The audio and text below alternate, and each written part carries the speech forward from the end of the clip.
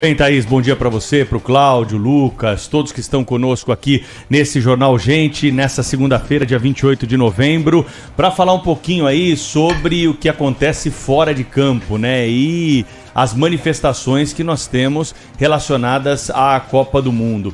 É claro, né, que o mais legal e o mais saudável de tudo é a gente abrir a discussão aqui para saber se o Rodrigo deve jogar no lugar do Neymar, se o Daniel Alves ou o Militão vão entrar no lugar do Danilo, que se machucou na primeira partida, assim como o craque brasileiro, mas tem alguns movimentos ainda que a gente observa nessa Copa do Mundo que ainda nos remetem ao tempo da divisão do país, da eleição, né?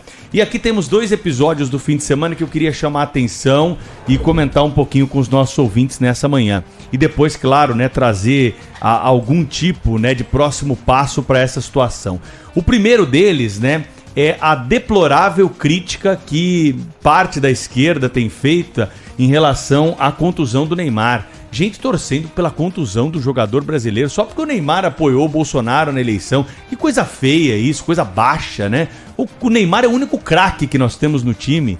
Eu vejo pessoas falando por aí, vai ser bom o Brasil ser campeão, ainda mais se o Neymar não tiver. Mas que isso? Nós vamos precisar do Neymar, nós precisamos dele. Hoje a dependência do Neymar é menor, graças a outros talentos que surgiram na seleção brasileira. Mas é chegar a esse ponto só porque o torcedor, só porque o jogador escolhem, tem preferências políticas diferentes. Nós vamos levar isso pro futebol também.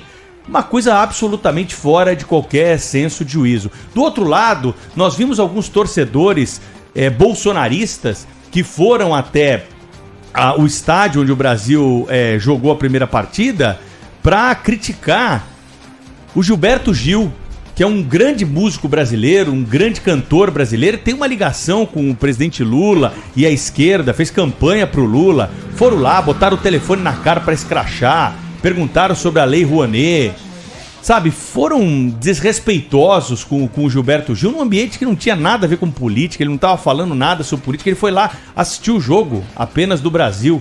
Então os ânimos estão muito exaltados. E aí, para finalizar o meu complemento aqui, que o Herrero tem informação, tem gol da Sérvia lá no Catar, é o seguinte: as lideranças políticas das duas áreas, tanto da esquerda quanto da direita, tanto do Lula quanto do Bolsonaro, deveriam se manifestar nesse momento, deveriam vir a público para acalmar um pouco os ânimos, porque a eleição ficou para trás, a eleição acabou. Não tem mais eleição. Isso não quer dizer que as pessoas não têm o direito de se manifestar, não têm o direito de criticar, de cobrar. A gente faz isso aqui no microfone, né? Como jornalistas, nós cobramos já do novo governo algumas providências. Agora há pouco estavam falando aí sobre a questão do ministério, teto de gastos, vocês têm ouvido aqui, qual vai ser a política na área da segurança pública. Temos cobrado, a cobrança é feita, mas há uma razoabilidade para isso.